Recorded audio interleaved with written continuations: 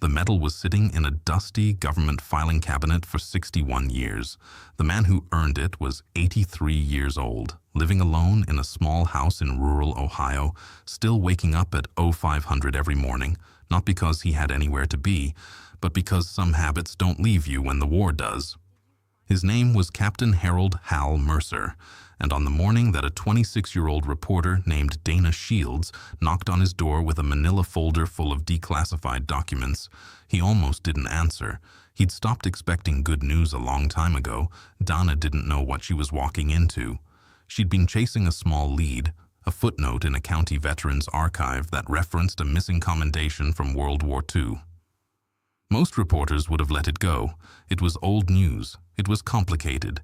It involved military bureaucracy that stretched back 7 decades. But Dana had been raised by a grandfather who flew B-24s over the Pacific, and something in that footnote made her stomach turn. She pulled the thread.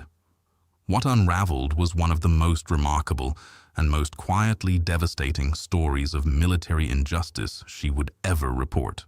To understand what happened to Hal Mercer, you have to go back to the summer of 1943, to a B-17 flying fortress called Lady Persistence, and to the skies over Nazi-occupied Europe where young American men were dying at a rate that most people back home never fully comprehended. The 8th Air Force was conducting daylight strategic bombing raids over Germany and German-occupied territory. These weren't clean, surgical strikes.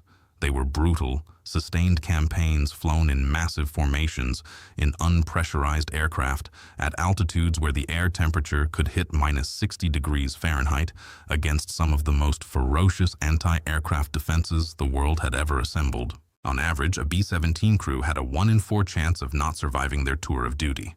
Some months, those odds were considerably worse. Hal Mercer was 22 years old when he took command of Lady Persistence and her 9-man crew. He had grown up in Dayton, Ohio, fitting for a pilot, the son of a machinist and a schoolteacher. He had enlisted the week after Pearl Harbor, trained in Georgia and Texas, and by the time he arrived in England in the spring of 1943, he had logged over 400 hours in the cockpit.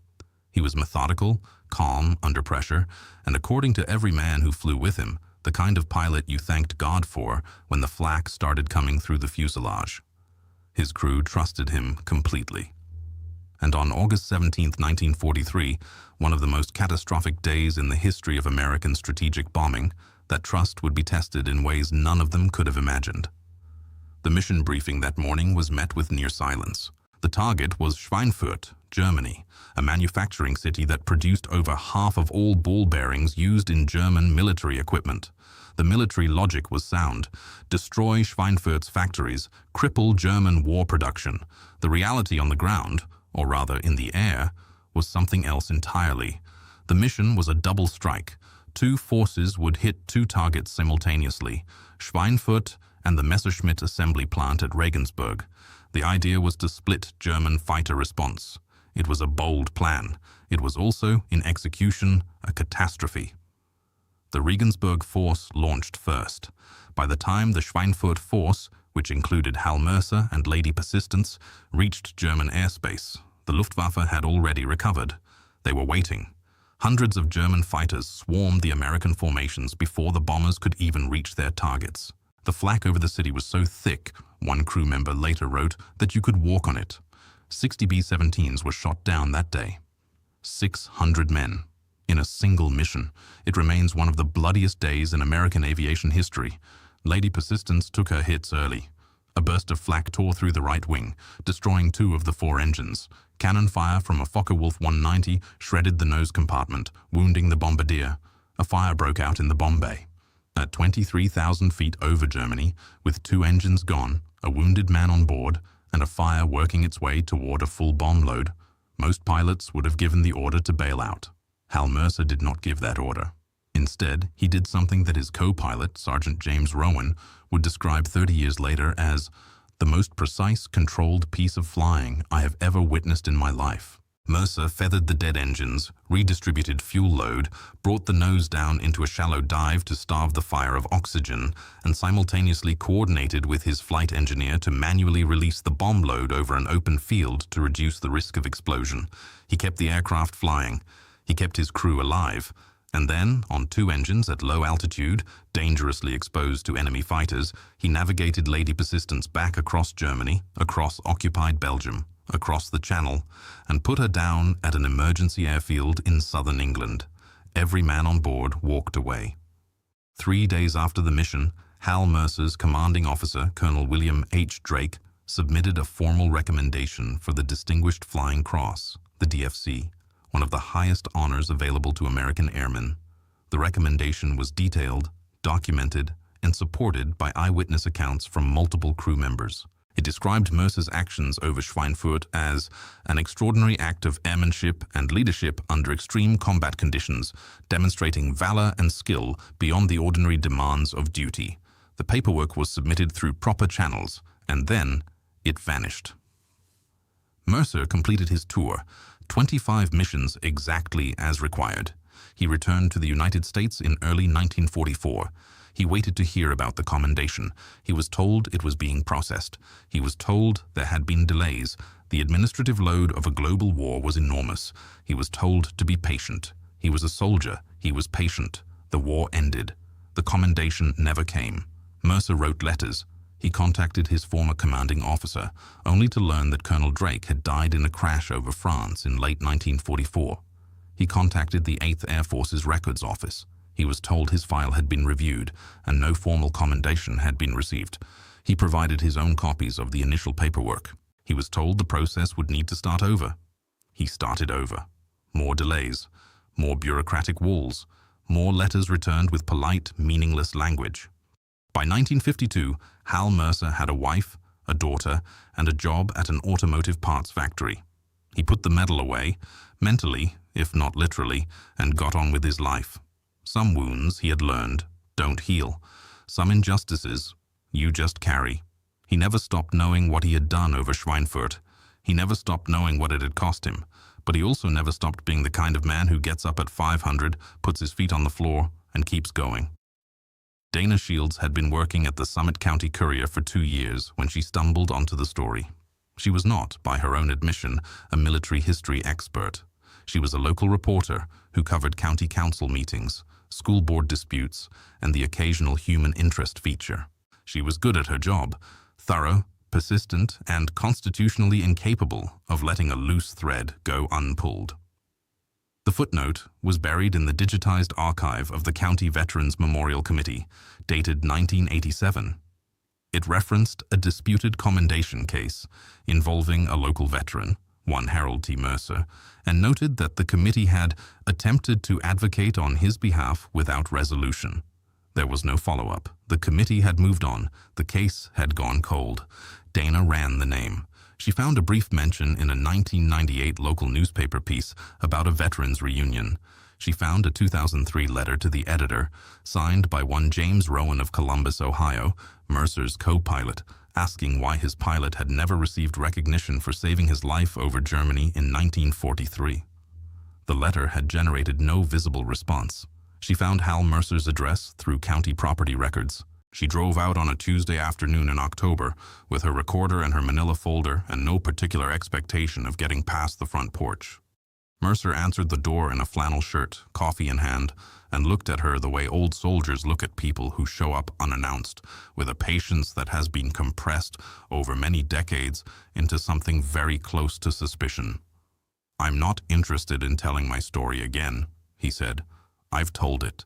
Nobody did anything with it." "I know," Dana said. "I've read what happened. I think someone should actually do something this time." He let her in. What Dana didn't expect, what no amount of research had prepared her for, was the precision of Hal Mercer's memory. He was 83 years old. He had not spoken publicly about Schweinfurt in over a decade. But when he began to talk, the mission unfolded in front of her with a clarity that made her feel as though she was sitting in the co-pilot's seat. He described the sound of the flak.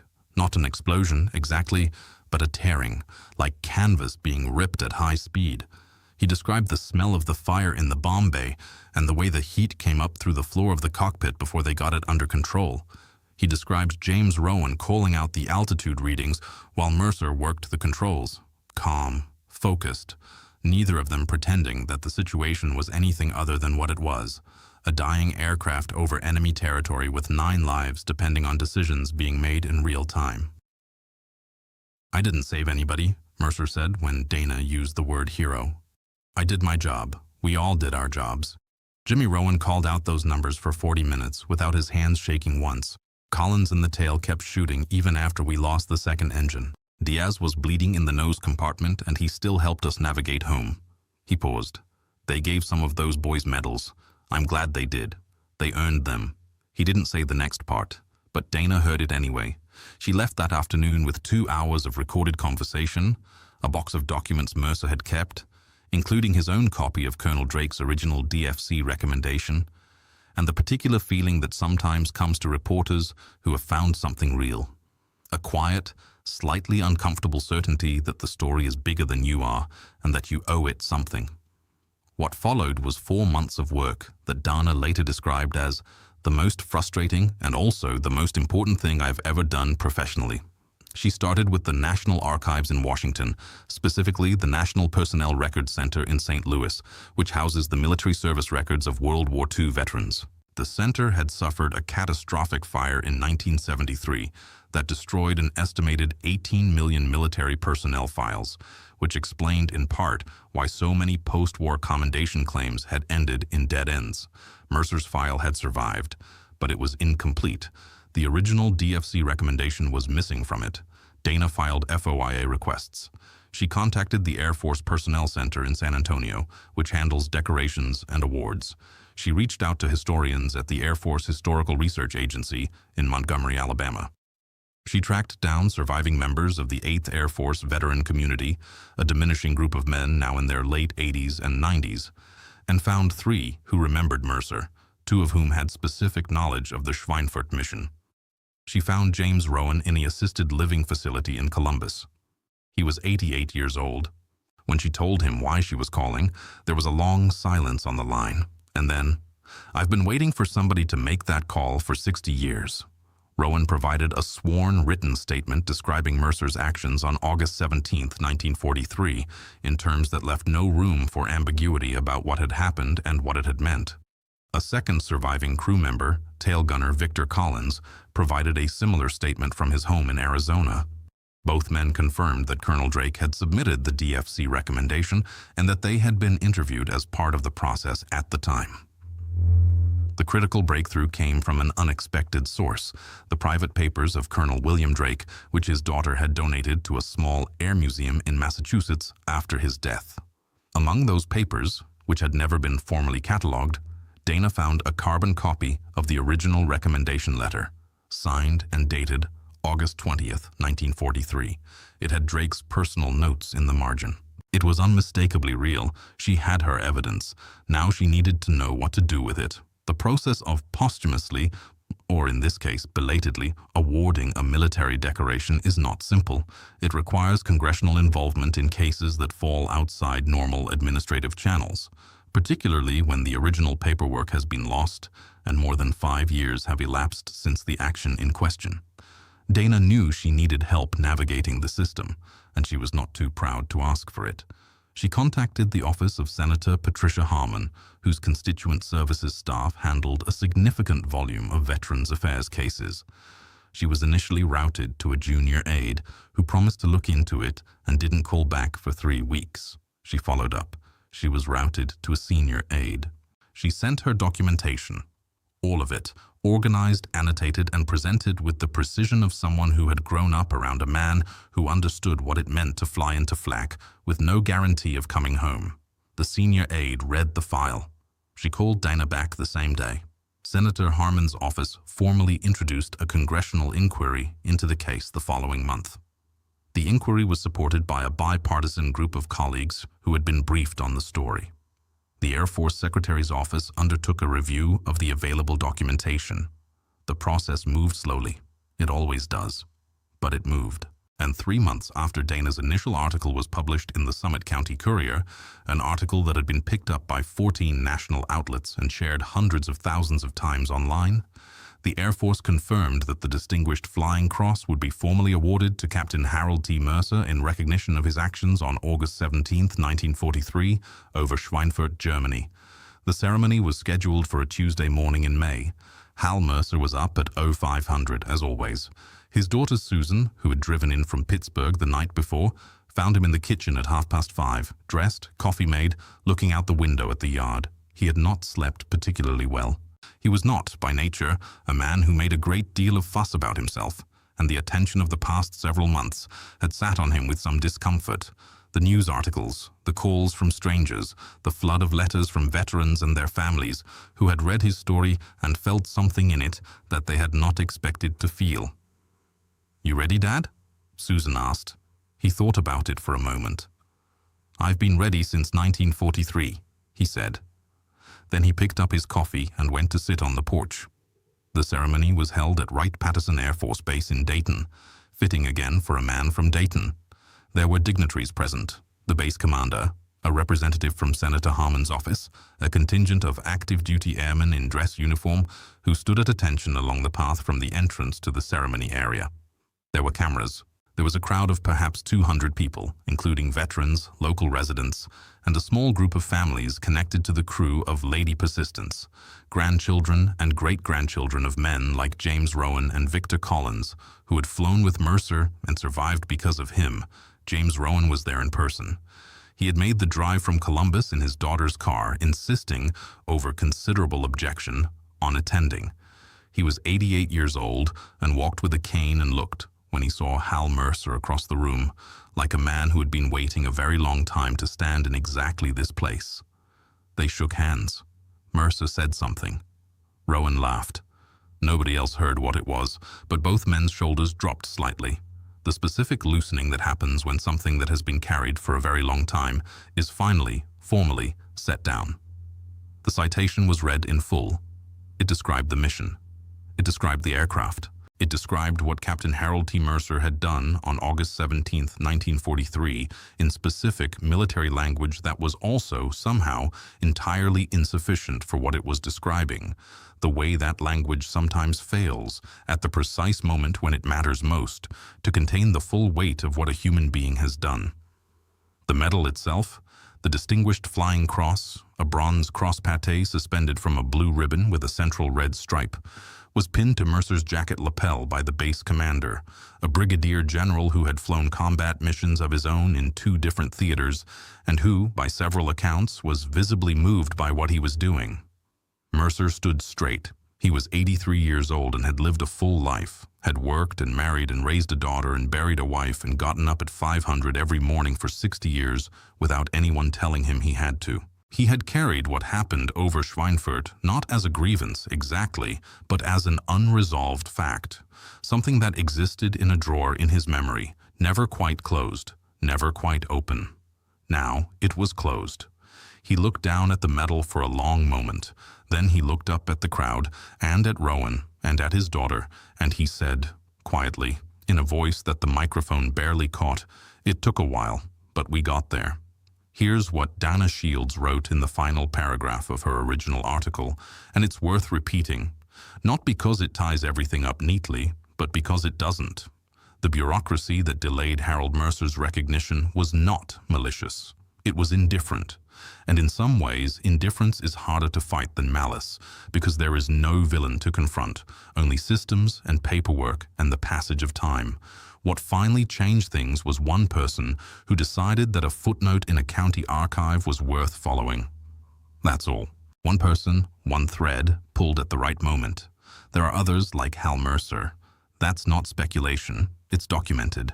The National Archives has identified thousands of cases of delayed or missing military commendations from World War II alone, the result of administrative failures, records destruction, and the sheer scale of bureaucratic chaos generated by a global conflict. Many of those veterans are gone now. Some are not.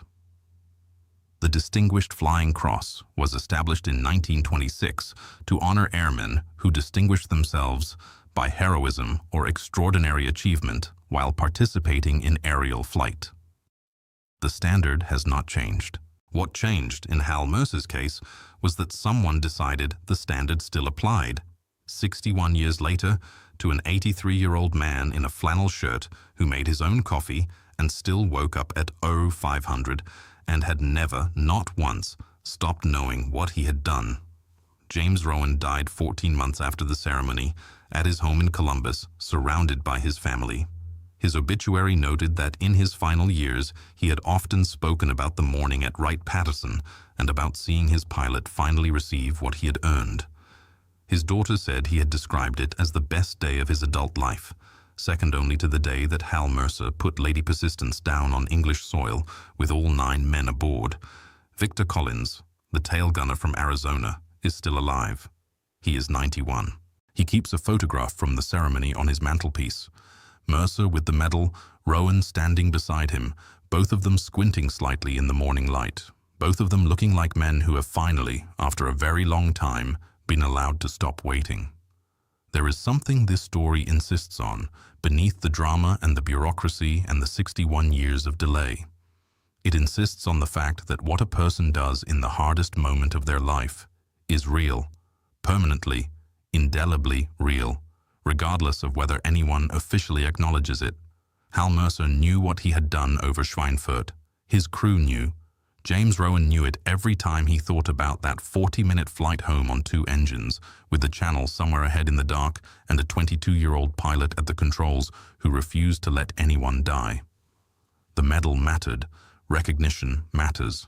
Not because it changes the past, but because it tells the truth about it, publicly, formally, in the language of institutions, so that the record is correct and the debt is acknowledged. That matters. It matters to the men who flew. It matters to their families. It matters to the active duty airmen who stood at attention on a Tuesday morning in Dayton and watched an 83-year-old man receive a decoration 61 years late and understood in a way that went somewhere below words what it means to serve and to wait and to finally be seen.